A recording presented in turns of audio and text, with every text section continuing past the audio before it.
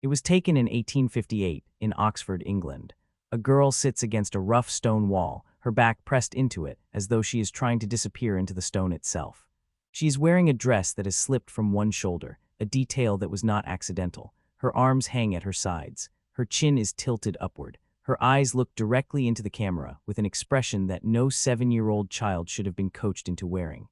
It is not innocence, it is something older than innocence, something that did not belong to her yet. The man behind the camera arranged her carefully before he took the shot. Her name, at the time of that photograph, was Alice Pleasance Liddell.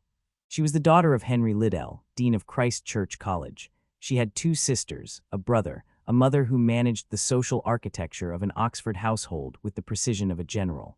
She had a nursery and lessons, and a garden she loved, and a life that was entirely ordinary in all the ways that mattered. She had no idea what that summer would cost her. The man with the camera was a mathematics lecturer at Christ Church. He was 26 years old, quiet, fastidious. He had a stammer that disappeared when he talked to children and an obsession with photography that was considered, at the time, a perfectly respectable hobby for a man of his standing. He photographed many children. He was particularly fond of photographing Alice. His name was Charles Lutwidge Dodgson. You know him by another name. You know him as Lewis Carroll. Here is what the world remembers. A golden afternoon on the river Isis. A rowing boat. 3 little girls trailing their fingers in the water. A man telling stories to keep them entertained. A magical world that poured out of him, effortlessly, full of wonder and nonsense, and a girl named Alice who fell through a hole in the ground and discovered that nothing was what it seemed. The world has always loved that story. The world has always been less interested in what happened after. Alice Liddell lived to be 82 years old. She survived a childhood in the orbit of Charles Dodgson, a marriage, 3 sons, 2 of whom died in the First World War within months of each other. She survived the slow financial collapse of her later life. She survived the indignity of being asked, again and again and again, to perform the role of the little girl in the boat, to smile, to confirm, to be grateful for having been chosen as his inspiration. She outlived him by 34 years, and in all of those 34 years she was never free of him, not once, because when a man writes a child into a story that the entire world falls in love with, the child does not get to grow up. Not really, she's calcified at the age he imagined her, preserved in the amber of his genius. The real woman, her grief, her losses, her body aging, her sons buried in French soil, none of that was the part anyone wanted. They wanted the little girl in the blue dress. They always want the little girl in the blue dress. What was taken from Alice Liddell in that summer of 1862 was not one thing. It was not a single moment you can point to and say. There, it was more insidious than that. It was a slow replacement. The real child replaced by a fictional one. The real woman replaced by a legend she had no hand in writing. And the photograph from 1858, the one where she presses her back against the stone wall, her shoulder bare, her eyes holding something no child should have been asked to hold. That photograph still exists. Dodgson took hundreds of photographs of children. Many of them are gone now, destroyed, and the question of who destroyed them, and when and why, is one that the world has never answered with enough seriousness. This is the story of what happened to Alice, not the one in the book, the real one. To understand what was taken from Alice Liddell, you must first understand what she had, not as a symbol, not as a muse. As a child who existed in full before any of it began. She was born on the 4th of May, 1852, in Westminster, London. The 3rd child of Henry George Liddell and Lorena Hannah Liddell, a family of considerable standing, the kind of standing that in Victorian England meant everything and was never discussed directly. Her father was a classical scholar of serious reputation, co-author of the Greek lexicon that students of ancient languages still use today. Her mother, Lorena Sr., was a woman of fierce social ambition and careful management, the kind of woman who understood that in their world, appearances were not vanity. They were survival. The family moved to Oxford in 1856 when Alice was 4 years old. Henry Liddell had been appointed Dean of Christ Church, one of the most prestigious positions in one of the most prestigious institutions in England. The deanery, their home within the college grounds, was a large, beautiful, somewhat austere building with a garden that opened onto the college grounds. Alice grew up inside those walls, inside that garden. In a world that was contained, orderly, governed by the rhythms of an Oxford academic household, she was, by all accounts, a vivid child, not biddable, not quiet, vivid. Her sister Lorena was older, more cautious. Her sister Edith was younger, softer. Alice was the middle one, the one with opinions, with energy, with a directness that adults around her noticed and did not always know what to do with. She asked questions. She pushed back. She was the kind of child who, when told something was simply how things were, wanted to understand why. She loved the garden. She loved her cat. She loved stories. These are small details. They matter enormously. Because the version of Alice that Charles Dodgson gave to the world was a child stripped of that specificity. His Alice, the fictional one, is curious, yes, but in a generalized, symbolic way. She is in every child. A vessel for philosophical nonsense and Victorian anxieties about growing up. She does not have a cat she loves by name, or a sister she argues with, or a mother whose approval she is learning to navigate. She is pure archetype. The real Alice was not an archetype. She was a person. Charles Dodgson entered the Liddell family's life in 1856, the same year they arrived in Oxford. He was a junior mathematics lecturer at Christ Church, which placed him in the orbit of the dean's household naturally, inevitably, in the way that Oxford's closed academic world arranged such proximities. He began photographing the Liddell children early, first the whole family, then the children alone, then Alice, with increasing frequency and increasing intention in the framing. He was, in the language of the time, a family friend. This is the phrase that does a great deal of work in this story. Victorian Oxford had a particular culture around the figure of the child, especially the female child. There was a romanticism attached to childhood innocence that was considered not only acceptable but intellectually sophisticated. Grown men wrote poetry about little girls. They photographed them. They dedicated books to them. The Romantic movement had calcified into a cultural posture in which the prepubescent girl was treated as a kind of ideal, pure, uncomplicated, not yet spoiled by the demands of womanhood. This was considered aesthetic appreciation. No one called it what it was. Alice spent her childhood summers in a world that revolved, in part, around Dodgson's attention. He took the children on outings. He told them stories. He corresponded with them in letters written in mirror script and elaborate games and puzzles. He was, by the standards of his time and circle, an extraordinarily attentive presence in the lives of children who were not his own. Alice's mother allowed it, her father allowed it, Christ Church allowed it, Oxford allowed it. This is the part where the system enters the story, quietly in the background doing what systems do, not conspiring, not plotting. Simply failing to ask the question that needed to be asked. Simply looking at a grown man's intense, documented preoccupation with a 7-year-old girl and seeing nothing that required examination. Alice did not have the language for what she may or may not have felt about any of it. She was 7 years old. She had been told this man was a family friend. She had been told to smile for the camera. What we know for certain is this. In the summer of 1862, Alice Liddell was 10 years old, and Charles Dodgson took her and her sisters out on a rowing boat on the River Isis on an afternoon in July, and he told them a story about a girl named Alice who fell down a rabbit hole. Alice asked him to write it down. He did, and that is the moment, that ordinary summer afternoon request from a child who simply loved stories, that became the hinge on which the rest of her life turned. She did not know that yet. She was 10 years old. She was asking for a story. There is a page missing from Charles Dodgson's diary, not lost, not damaged by time or water or the ordinary entropy of old paper. Missing, removed. Cut out cleanly sometime after his death, by hands that have never been formally identified, though the most likely candidates are members of his own family, tasked with managing his estate and his reputation in the years after he died in 1898. The missing pages cover a specific period, June 1863. This matters. It matters precisely and completely, because June 1863 is the month in which something happened between Charles Dodgson and the Liddell family that ended his access to Alice permanently. Whatever it was serious enough that Mrs. Liddell, Lorena Sr., the woman who had allowed this man into her home and her children's lives for years, cut him off. Abruptly, totally, without recorded explanation. He did not see Alice again for months. When he did see her, it was formal, supervised. The easy intimacy of the previous years was gone. It never came back. What happened in June 1863? This is the question that Carroll scholars have circled for over a century, and the answer depends entirely on who is asking and what they are willing to see. There are theories, there are fragments. There is a single surviving document, a note written not by Dodgson but by his niece, decades later, attempting to reconstruct the missing diary entry from memory or from family knowledge passed down in the careful, selective way that families pass down things they wish were not true. The note suggests that Dodgson had been asked to leave, that Mrs. Liddell had formed a concern. The note uses language that is itself euphemistic, layered, Victorian in its determination to say something without saying it, about Dodgson's behavior toward one of her daughters. The note does not specify which daughter. Some scholars have argued it was Lorena, the eldest, then a teenager, and that the concern was about Dodgson's romantic interest in her, inappropriate for reasons of propriety and age gap, but framed as a conventional, if unsuitable, adult attachment. Others have pointed to Alice. The world has largely preferred the first interpretation. The world has always preferred the interpretation that requires the least from it. What is not disputed is the timeline. Before June 1863, Dodgson visits the Liddell children freely. He photographs Alice alone, repeatedly. He takes her on outings. He corresponds with her.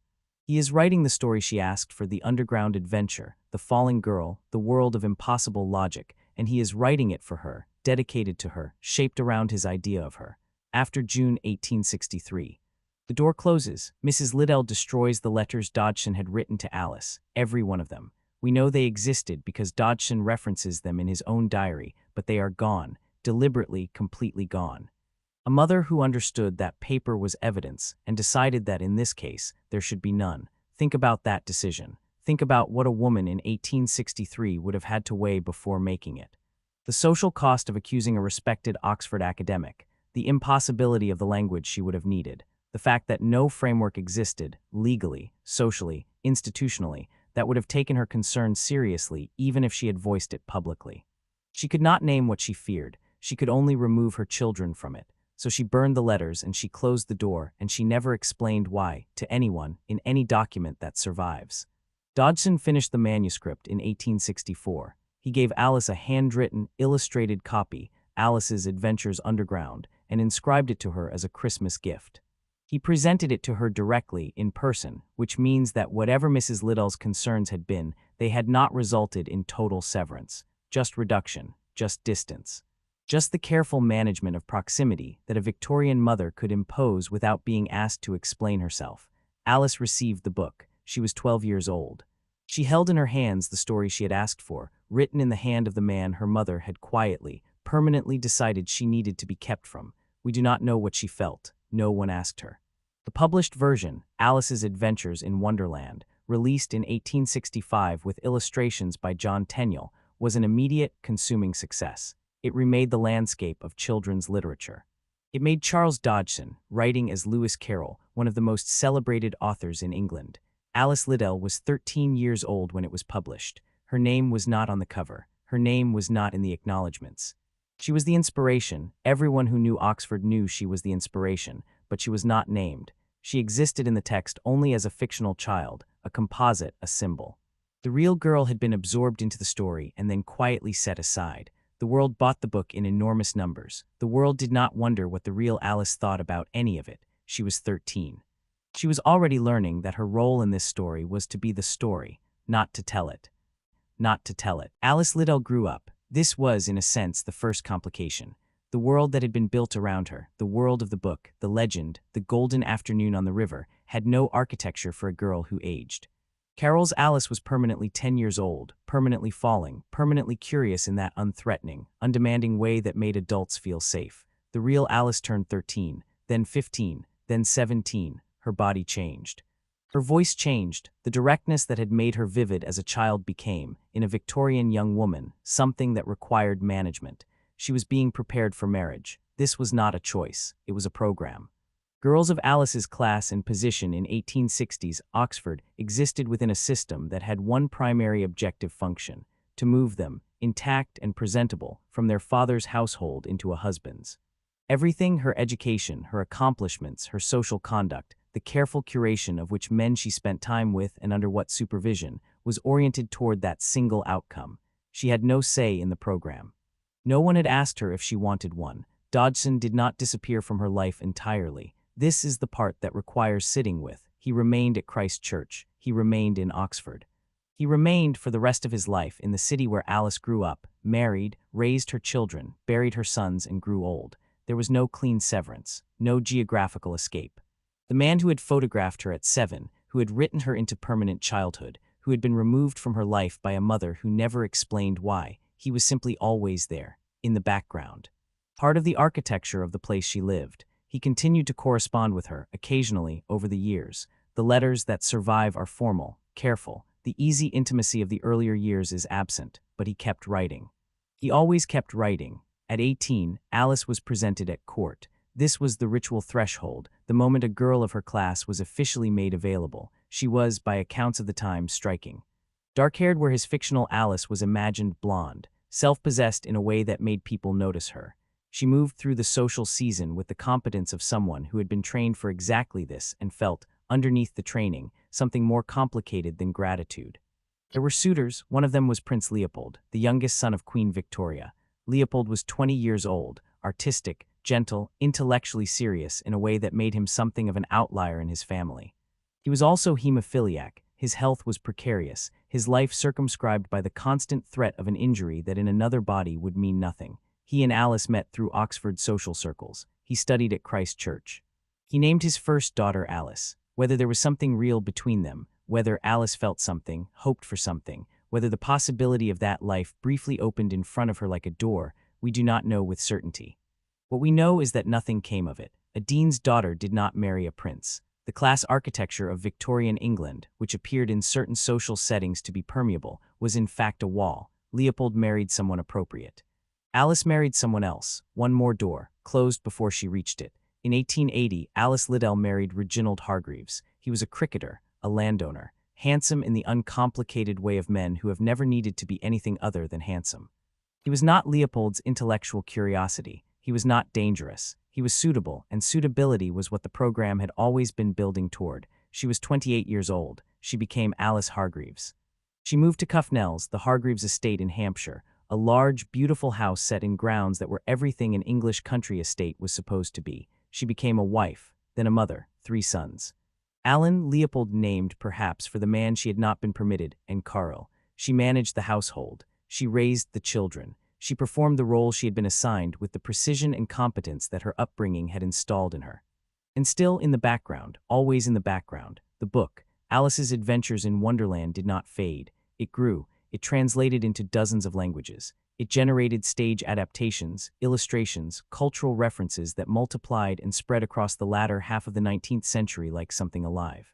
Lewis Carroll became not just a successful author but an institution, a beloved national figure. The gentle Oxford mathematician who had given the world its most magical child. The real Alice watched this from Hampshire.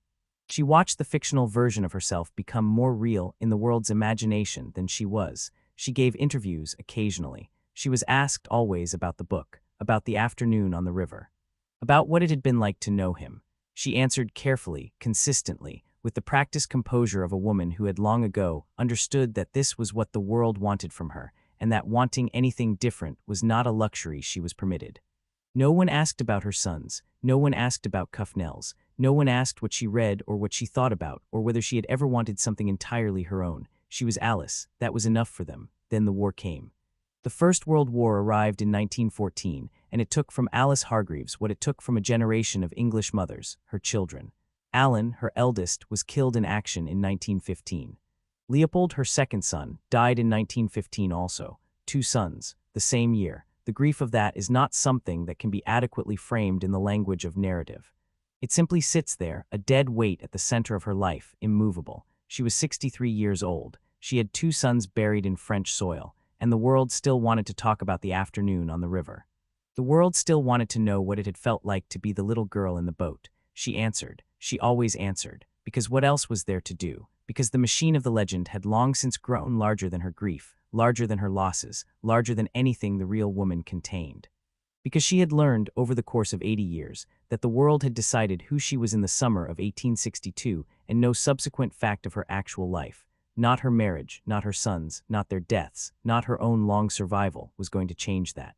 She had been 10 years old, on a boat, asking for a story, and the story had swallowed her whole. In 1928, Alice Hargreaves was 76 years old, and she was running out of money.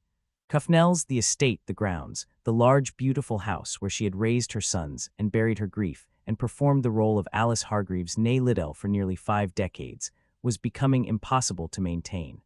Reginald had died in 1926. The estate taxes were what they were. The money was what it was. The arithmetic of a widow's inheritance in post-war England did not leave much room. She made a decision. She sold the manuscript. The handwritten, illustrated copy of Alice's Adventures Underground that Charles Dodgson had placed into her hands in 1864, the one written in his careful script, decorated with his own drawings. Inscribed to her by name, the only object in the world that connected the real girl to the real afternoon on the real river. She sold it at Sotheby's auction house in London for £15,400. It was a significant sum. It was not enough. Think about what it means to sell that manuscript, not the financial transaction, not the market value. What it means in the body, in the private interior of a 76-year-old woman who has outlived her husband and two of her three sons, to pick up the one object that is most purely, most originally, most irreducibly hers, the thing made specifically for her, dedicated to her, the physical evidence that she had once been a real child to whom a real story had been told, and hand it to an auction house. To watch it go, to watch a room full of people assign it a number. She needed the money. That is true and it matters. But it is also true that by 1928, the manuscript was the last thing she owned that the world had not already taken from her and turned into something else. The book had become Carol's, the legend had become Carol's, the golden afternoon had become Carol's. Even her own name, Alice, had become Carol's, so thoroughly that when people heard it they thought of him first, of his creation first, of the falling girl in the blue dress first, and of the real woman somewhere behind all of that only distantly, only as a footnote. The manuscript was the last object that remembered the origin clearly, and she sold it, because she had to, because the world that had made Lewis Carroll's fortune from her childhood did not leave her enough to keep the lights on. There is an image I want you to hold. Alice Hargreaves, 76 years old, sitting somewhere in Cuffnells in 1928, in a chair by a window perhaps, the Hampshire grounds going gray in the autumn light. The manuscript in her hands one last time before it leaves, her fingers on the pages that his fingers had touched, the drawings he made of the fictional her, small, dark-haired, falling, looking up from the paper. She had been 10 years old when he gave it to her. She was 76 when she let it go. 66 years she had carried it. 66 years of being asked to smile and confirm and perform gratitude for having been chosen. 66 years of watching the fictional child accumulate the world's love while the real woman accumulated loss. 2 sons in French soil, a husband gone, a house she could no longer afford. And this manuscript, this object, this last physical proof that she had existed before the legend consumed her, going to Sotheby's, going to a buyer, going away. She did not make a scene. She was not the kind of woman who made scenes. She had been raised, in that Oxford deanery, by a mother who understood that composure was the only power available to women of her position, and she had carried that composure for 76 years, like a second skeleton, holding her upright through everything the world had put her through. She let the manuscript go. She went on. That is the thing about Alice Liddell that the world has never properly reckoned with. She went on, through the legend and the loss and the slow financial diminishment and the grief that had no adequate name. Through every interview in which she was asked to be 10 years old again.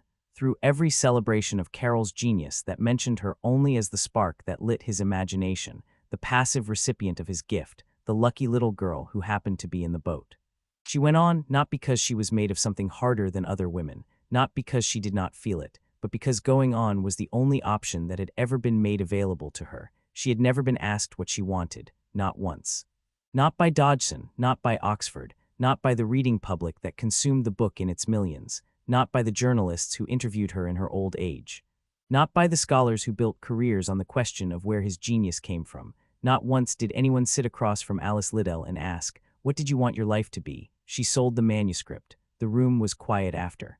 Part 6. The Systemic Indictment. Let us be precise about what we are talking about, not the legend, not the literature, not the question of whether Alice's Adventures in Wonderland is a work of genius. It is, and that is entirely beside the point. Genius does not immunize its possessor from scrutiny. Genius does not retroactively consent on behalf of the people it used. The quality of the work is not a verdict on the conditions of its creation, and the world's love for the book is not an argument that can be entered in defense of anything that happened to the real child. Let us be precise. Charles Dodgson was an adult man employed in a position of institutional authority at one of England's most powerful academic establishments. The Liddell family lived within that establishment. Alice was the daughter of his superior. The power differential was not incidental. It was structural, permanent, woven into the fabric of every interaction. When Dodgson photographed Alice, when he took her on outings, when he told her stories, when he wrote her letters, he did so as a man who existed in a position of proximity to her that was granted by institutions, maintained by institutions, and never once questioned by institutions. Christ Church did not question it. Oxford did not question it. The Church of England, of which Dodgson was a deacon, did not question it. the literary establishment, which celebrated his work and burnished his reputation for over a century after his death, did not question it. The questioning, when it came at all, came late, came reluctantly, came hedged with so many qualifications about historical context and the impossibility of applying modern frameworks to Victorian behavior that it functioned less as scrutiny and more as insulation. This is what institutions do. They do not conspire. They do not need to. They simply make the default position comfort and make the cost of disrupting that comfort enormous, and then watch as individuals make the rational calculation that the cost is too high. Mrs. Liddell made a different calculation. She paid for it in silence. Consider what was available to Lorena Liddell in 1863 when she decided to remove her daughter from Dodgson's access. There was no legal framework that would have recognized her concern as a concern worth taking seriously. The concept of child protection as a formal, enforceable social obligation did not exist in England in 1863. The first legislation specifically addressing the protection of children from abuse, the Children's Charter, would not arrive until 1889, 26 years later, a generation too late for Alice. There was no language. The vocabulary that now exists for naming what adults do to children when they use them for their own emotional and psychological purposes, that vocabulary was not available. Mrs. Liddell would have had to construct her concern from scratch, in a culture that actively romanticized adult men's obsessive attention to little girls as a form of innocent aesthetic appreciation. There was no institution she could appeal to. The college was her husband's employer. The church was Dodgson's institution. Society, the social world of Oxford academia in which the Liddell family's standing depended entirely on her husband's position, would not have received an accusation against a well-regarded lecturer with anything other than hostility toward the woman making it. She had one option. She used it. She burned the letters, closed the door, and said nothing in any surviving document, because surviving documents were themselves a liability. Because in a world where she had no power to act publicly, the most protective thing she could do for her daughter was to act privately and leave no trace that could be turned against them. And then she watched the man continue his career, continue his photography, continue his celebrated life, continue to be invited to the homes of families with young daughters, continue to be beloved. There was nothing else she could do. Dodgson's photography requires its own reckoning. He took thousands of photographs over the course of his life. A significant proportion of them were of children, predominantly girls, predominantly undressed or partially dressed, in poses that he arranged himself. He wrote about his photography extensively in his diaries. He wrote about the children he photographed with a specificity and intensity of attention that his defenders have consistently framed as artistic, and his critics have consistently framed as something else entirely. After his death, his family destroyed a substantial portion of his photographic archive. We do not know exactly what was destroyed. We know that decisions were made, by people with access to the full record, that the full record should not be the record that survived. This is not ambiguous behavior. Families do not destroy archives out of indifference. They destroy archives because they have read them and made a judgment about what the world should and should not be permitted to see. The Dodgson family, in the years following his death in 1898, made that judgment clearly and acted on it decisively. The Carroll scholarly community spent most of the 20th century either not asking about this or asking about it in terms so careful and so burdened with qualification that the asking functioned as a kind of answering, a way of raising the question that simultaneously diffused it. The children in the destroyed photographs have no names in the historical record. They grew up, if they grew up, without anyone ever formally acknowledging what had been done to them. And Alice Liddell grew up inside a system that had used her, celebrated what it had made from using her, and then left her to manage the consequences alone. The book generated extraordinary wealth for publishers, for Carroll's estate, for the cultural industry that grew up around it. Adaptations, sequels, merchandise, stage productions, academic careers, entire subfields of literary scholarship. She received none of it, not formally, not structurally. There was no mechanism by which the real child, the person whose specific face, whose specific childhood, whose specific self had been the raw material for the work, could make any claim on what the work produced. This was not an oversight. It was the system operating exactly as designed. The system had one function with respect to women like Alice Liddell: to extract what was useful from them, to convert it into cultural and financial capital, and to deposit that capital with the men and institutions at the center of the enterprise, while leaving the women at the periphery with nothing but the legacy of having been useful. She was 10 years old in the boat. She was 76 when she sold the last physical proof of it to pay her bills. The distance between those 2 points is not a tragedy of circumstance. It is a structural outcome. It is what the system built. In 1932, Alice Hargreaves was 80 years old, and America wanted to celebrate her. Columbia University in New York was marking the centenary of Lewis Carroll's birth. They had decided, with the particular enthusiasm of institutions that love a legend, that the celebration required the presence of the real Alice, the woman herself, the original. They invited her to travel from England to New York to receive an honorary doctorate, a gesture that was framed, in all the correspondence surrounding it, as a tribute to her place in literary history. She accepted. She was 80 years old. She crossed the Atlantic. Think about what that crossing required of her, not the physical logistics, though those were considerable for a woman of 80 in 1932. Think about what it required in the interior. To travel to a foreign country to be celebrated for something that happened to you when you were a child. To stand in front of an audience of scholars and dignitaries and admirers, and receive their applause not for anything you had done, not for any choice you had made, not for any work you had produced, but for having been present. For having been there in the boat, at the right age in the right year, when a man decided to tell a story. The honorary doctorate was for being Alice, not for being Alice Hargreaves. Not for being a woman who had survived 80 years of extraordinary circumstance with her composure and her dignity entirely intact.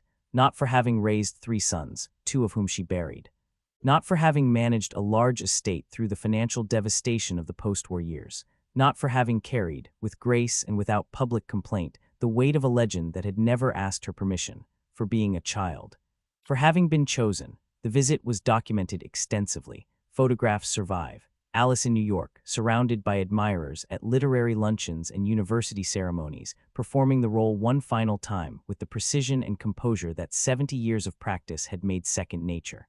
She smiled, she answered questions about the afternoon on the river. She confirmed the details of the legend that everyone already knew and wanted confirmed again. She was gracious. She was always gracious.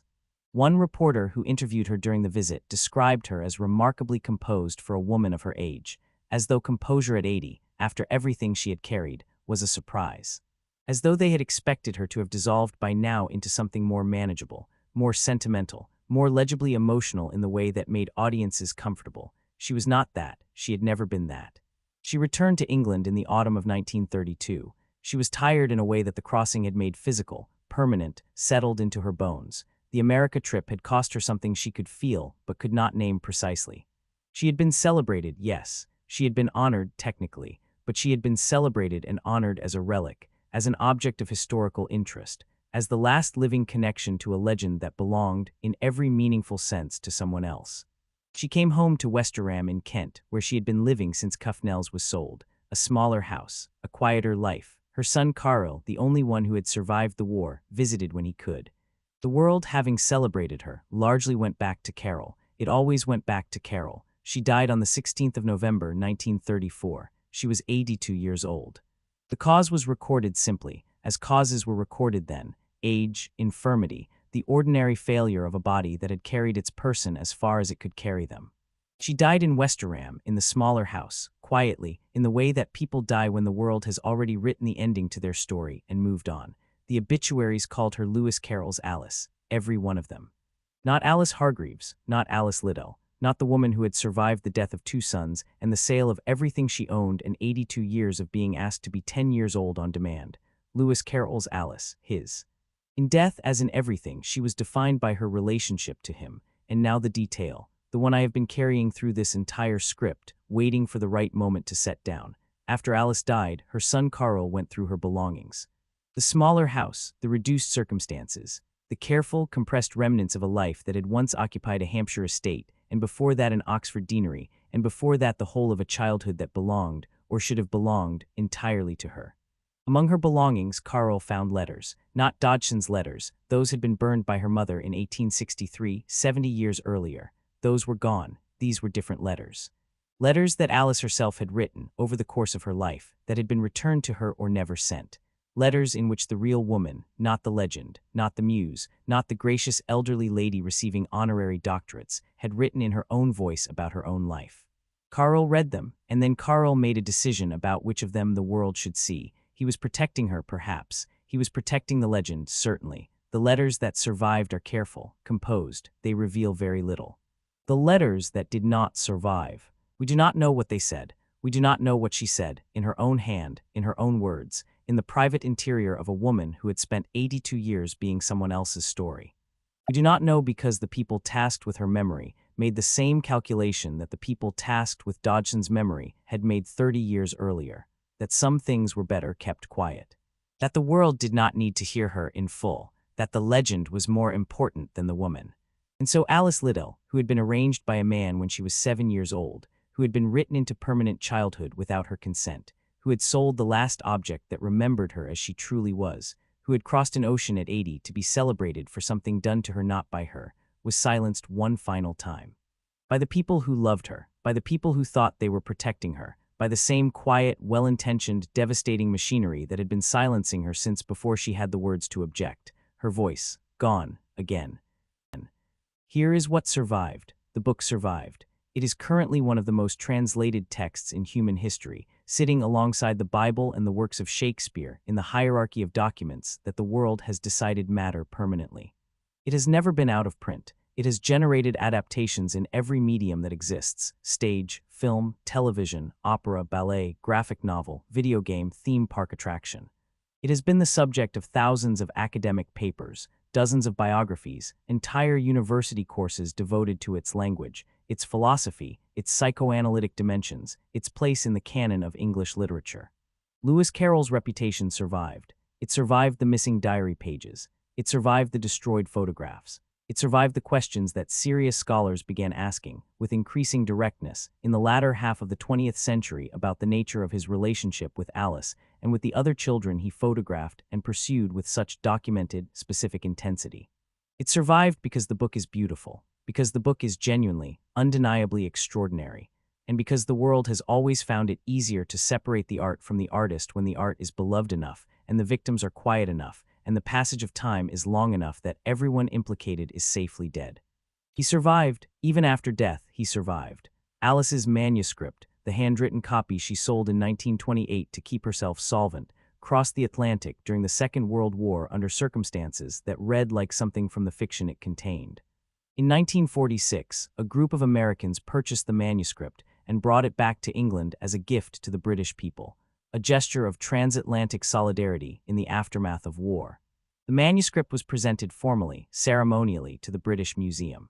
The papers covered it extensively. It was a wonderful story. No one mentioned, in the coverage of this wonderful story, that the manuscript had left England in the first place because its original owner had needed money that the world, which profited so enormously from its existence, had never seen fit to direct toward her. No one mentioned Alice Hargreaves at all. She had been dead for 12 years by then. She was not the story. She was never the story. The scholarly reckoning, the serious, sustained examination of who Charles Dodgson was and what he did and what it cost the children around him, began properly in the 1990s and has continued, unevenly and contentiously, since. Books were written, arguments were made. The photographic archive, what remained of it after the family's selective destruction, was examined with new eyes and new frameworks. The Carroll estate and the Carroll scholarly community largely resisted. The defense has always rested on the same foundations, that Victorian standards were different, that the romanticization of childhood innocence was a widespread cultural phenomenon, not an individual pathology, that there is no definitive proof of physical harm, that the photographs, disturbing as they appear to contemporary eyes, were considered acceptable within their historical context. These arguments are not entirely without merit.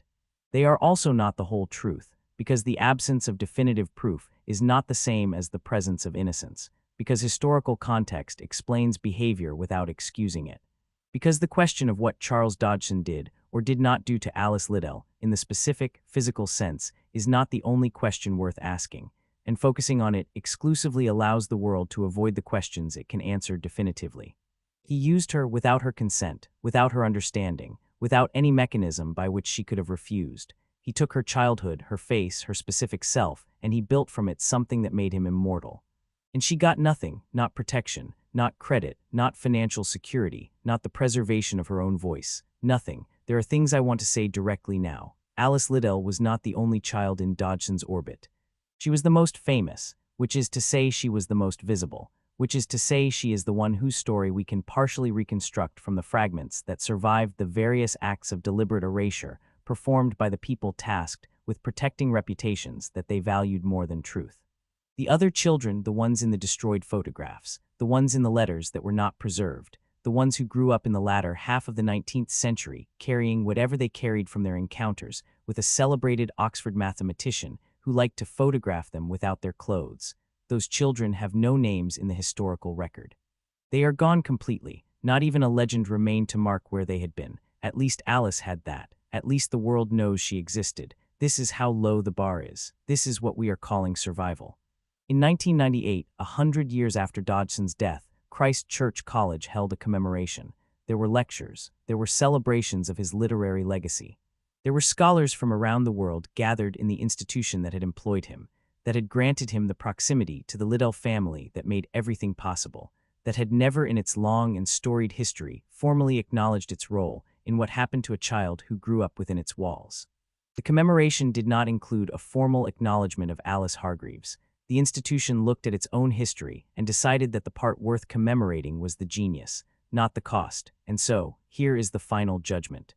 Not a verdict on a man who has been dead for over a century, not a demand that the book be burned or the legend be dismantled or the art be unmade. The book exists. It will continue to exist. That is a fact as permanent as any other. The judgment is simpler than that.